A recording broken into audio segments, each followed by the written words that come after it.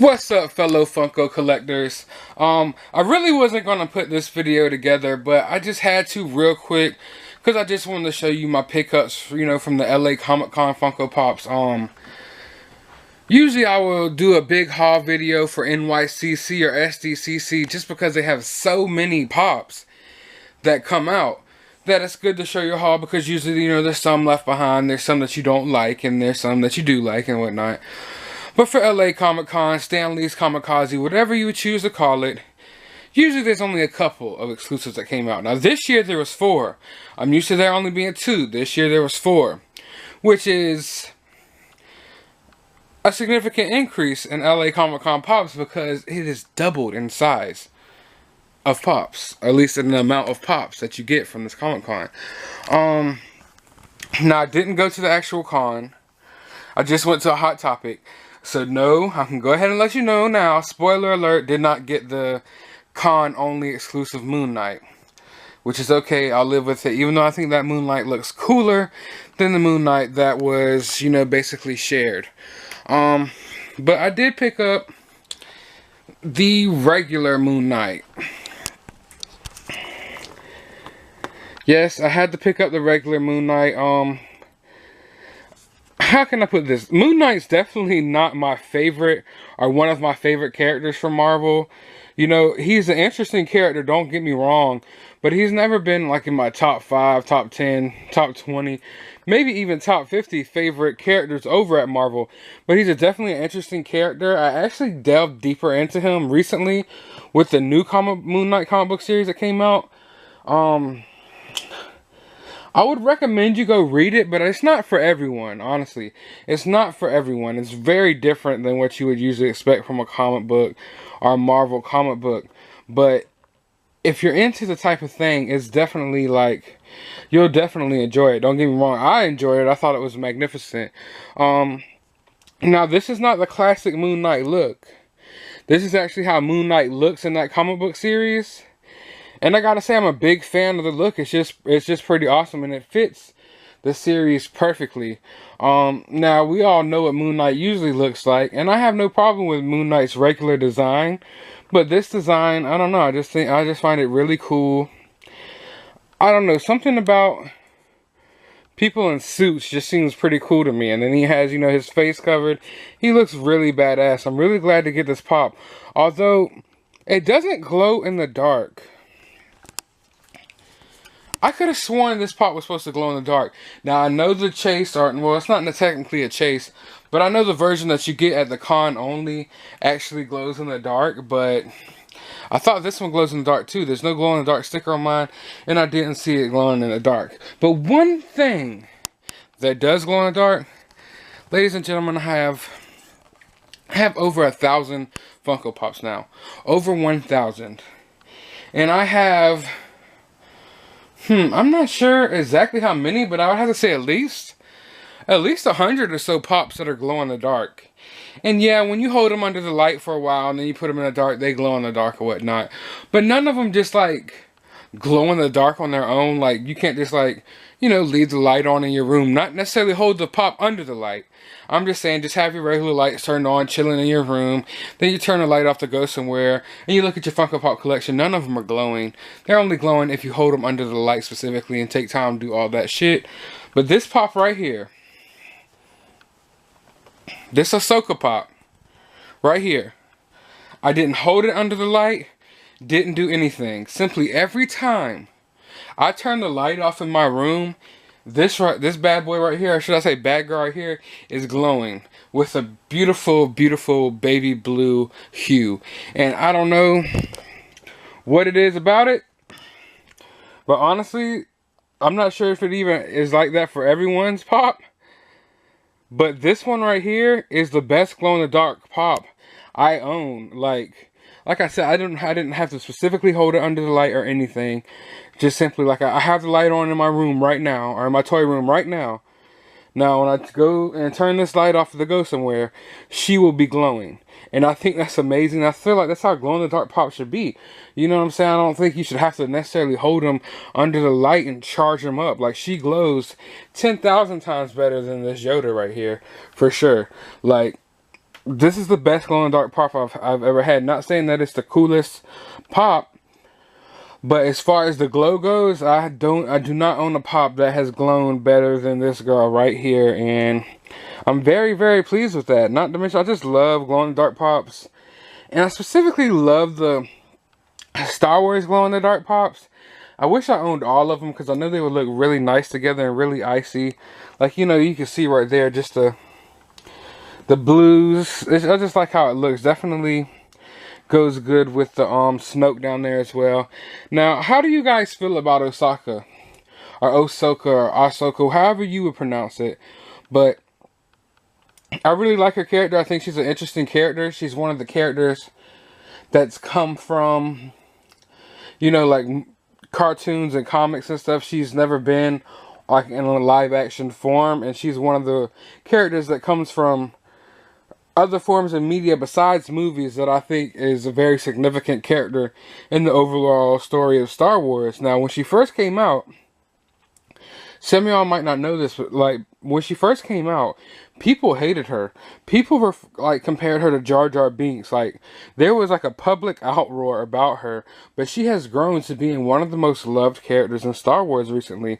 Now I know a lot of you probably forgot that there was an outcry, or maybe not even aware that people hated on her so much because now she's so loved. But yes, when she first came out, people hated her for no good reason. But she is an amazing character, makes for an amazing pop. I love just the way she looks. Baby blue is like my favorite color. It's just like crystal crisp, icy color. And can we just all take a moment to just accept the fact that the LA Comic Con sticker is cooler than any other con sticker? Like, look at that. Octopus taking over the world type shit. Like, definitely better than any of the other con stickers out there. And really wish I had a chance to go. Now, my favorite adult cartoon has always been South Park. You know, there's always like an debate, what's better, Family Guy or South Park? South Park blows it out of the water. South Park blows any adult cartoon out of the water. But as far as Adult Swim goes, Adult Swim puts out a lot of good adult cartoons. Like, for example, Venture Bros. I know a lot of people like Venture Bros. Venture Bros is okay. I mean, I'm not the biggest fan, but I like it. Aqua Teen Hunger Force. I absolutely love Aqua Teen Hunger Force. I absolutely love it. And I don't know, it kind of got to the point where Adult Swim was just putting out a bunch of stuff, and it just, none of it was sticking with me. Like the Mr. Pickles Satanic Dog stuff. I don't know, Metalocalypse, not really for me. A lot of the things Adult Swim was doing wasn't sticking with me. And then they made the biggest hit of all. The biggest hit Adult Swim, maybe even Cartoon Network will ever see. And that is, of course, Rick and Morty. People love Rick and Morty. And honestly, I watched maybe a one episode or a piece of an episode, and I never really cared. I just never watched it again. You know, I was like, oh, what the hell? You know, not that when I watched it, I thought it was a bad show, but it was just like, oh, it's just another Adult Swim shit, you know what I'm saying? But then I just keep hearing people say more and more and more and more and more about Rick and Morty. How much they love Rick and Morty and just all that stuff. So, finally, a few months ago, I sat down and binge watched the whole first season. And I must say, it is an amazing show. It is an amazing show. Like, if you haven't watched it yet, I would say start from the very beginning. It's not a show that necessarily, like, you don't have to watch this episode to watch that episode. You know, they don't necessarily tie all the way into each other. But there's, like, callbacks to certain jokes and stuff. And I think that the show is best served if you watch it from the beginning. And now I've watched every single episode of Rick and Morty except for like the last 2 of season 3. And I gotta say, it is one of the most amazing like adult type cartoons to ever come out. Of course, South Park is still better to me. And always will be. But you know, that's really, you can't really compare the two. But Rick and Morty's definitely an amazing show. It's just something unlike we've ever seen before. It's kind of like a raunchy Back to the Future type. I can't even. It's hard to explain what it really is, but it's nothing short of amazing. It's a very smart show. It's hilarious. This episode has to do with, they have this dog named Snowball, and Rick created this like cap that you could put on a dog to make it smarter. But he warned one of the characters of the show, don't put it on the dog because of what might happen.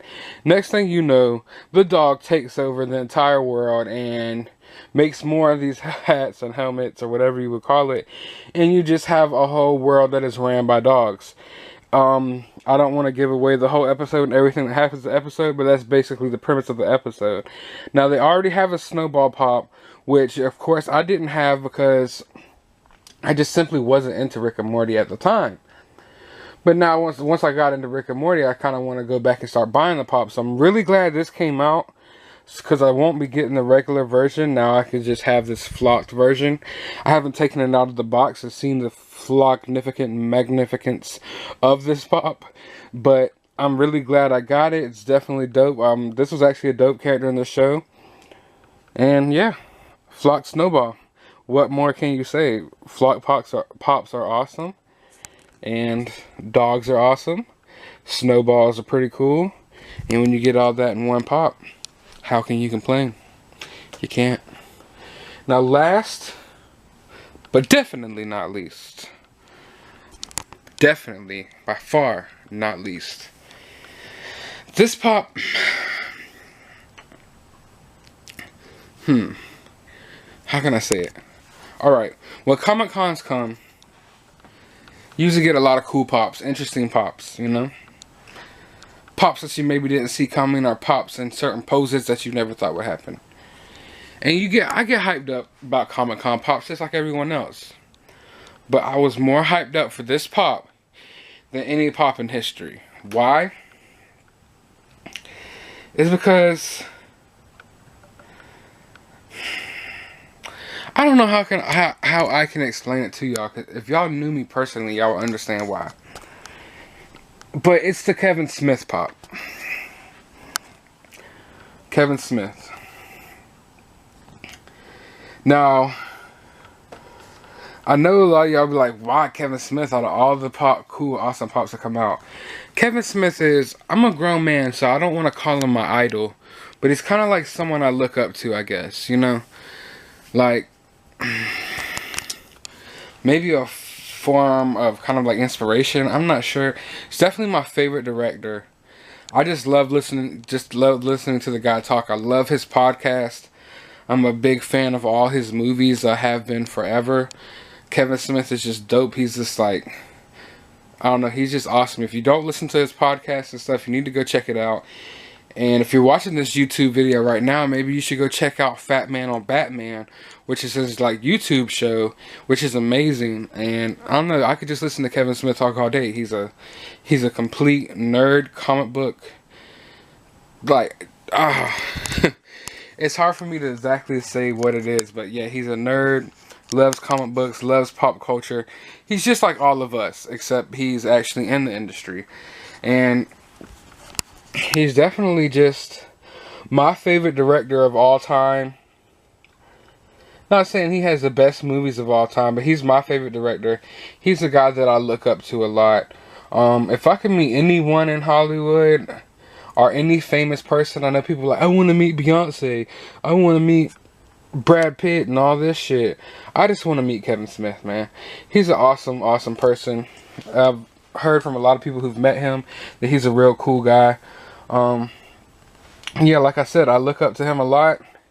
So excited to have this Pop. There's other Kevin Smith Pops out there, which actually, back in the day when I first started collecting Pops, I had plenty of chances to buy the Silent Bob Pop and to buy like just a lot of Pops in general that now are so expensive and hard to get. Because I could have got Jay and I could have got Silent Bob back in the day, but they were one of the Pops I was like, you know, I don't think a lot of people are really after this pop, so I'm going to get these other pops, and I'm going to come back for this one. Lo and behold, like a lot of pops in my life, when I come back to get them, they're gone, and then you check on eBay, and they're $300. That's how shit happens. But there's been a good bit of Kevin Smith pops that came out that were like, you know, only at special events and stuff like that, that are, you know, going for like $500 or $600 on eBay, which I'm not going to pay that much money for. So the fact that this pop came out and I actually had the opportunity to buy it, I was so ecstatic for it. And not just that, but it's the Fat Man on Batman version, which Fat Man on Batman is one of my favorite YouTube shows to watch. So I was just so excited for it.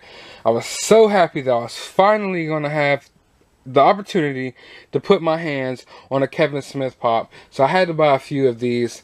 In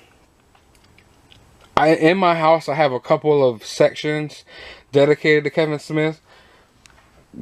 For instance, in my toy room, I have just one little shelf that has a couple of Kevin Smith movies on it and a couple of Kevin Smith action figures and stuff like that. So I needed one to put there. And then where I have my Blu-rays showing off, I have a section that's just for Kevin Smith movies. And I have a couple of Kevin Smith and, you know, Clerks and Jay and Silent Bob figures over there. So I need one right there as well. So I'm glad I was able to get this. Kevin Smith, like I said, is, I guess, the person in life that I look up to. I guess that's how you would say it. I'm not sure, but definitely super ecstatic about having this pop.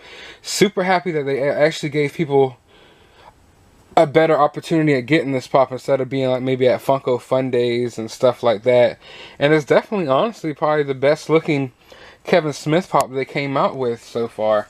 Not saying that I don't want the other ones like from Funko HQ and the Funko Fun Days versions, but I just think this version looks better. Sure, I would like to have all the other ones, but having this one makes up for all of that. But those were my pickups. Got all four of the shared, not San Diego, all the four shared LA Comic Con exclusives. Were you able to pick anything up? I know Kevin Smith sold out online within like 2 minutes.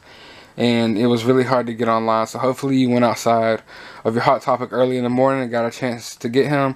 I was outside. I was waiting outside of Hot Topic for like 3 hours.